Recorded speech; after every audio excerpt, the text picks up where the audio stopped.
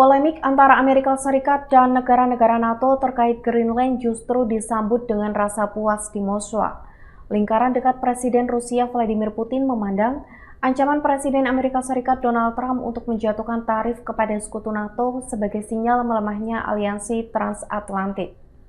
Bagi Rusia, situasi ini dinilai menguntungkan di tengah perang Ukraina yang sejak awal mereka gambarkan sebagai konflik proksi melawan NATO. Pernyataan bernada mengejek dari pejabat tinggi Rusia pun bermunculan. Salah satu suara paling vokal datang dari Kirill Dmitriev, figur penting Rusia yang terlibat dalam berbagai jalur komunikasi dengan Washington terkait perang di Ukraina. Bagi Kremlin, gesekan antara Amerika Serikat dan sekutu-sekutunya ini memiliki arti strategis. Rusia selama ini membingkai invasinya ke Ukraina sebagai perang proksi melawan NATO. Karena itu, meningkatnya ketegangan akibat ambisi Trump untuk menguasai Greenland dipandang berpotensi melemahkan aliansi Barat pada fase penting konflik. Ketegangan semakin terasa setelah pekan lalu pasukan dari Prancis, Jerman, dan sejumlah negara Eropa lainnya tiba di Greenland untuk menggelar latihan militer.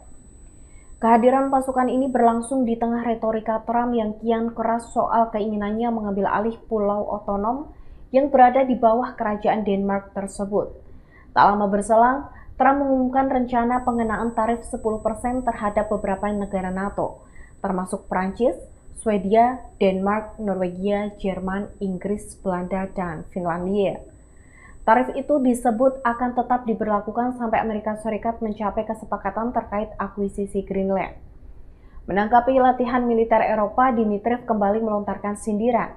Ia menyebut langkah tersebut sebagai bagian dari permainan berbahaya dengan mengirim militer ke Greenland. Dalam unggahan lain, ia menulis, runtuhnya persatuan transatlantik akhirnya sesuatu yang benar-benar layak dibahas di Davos.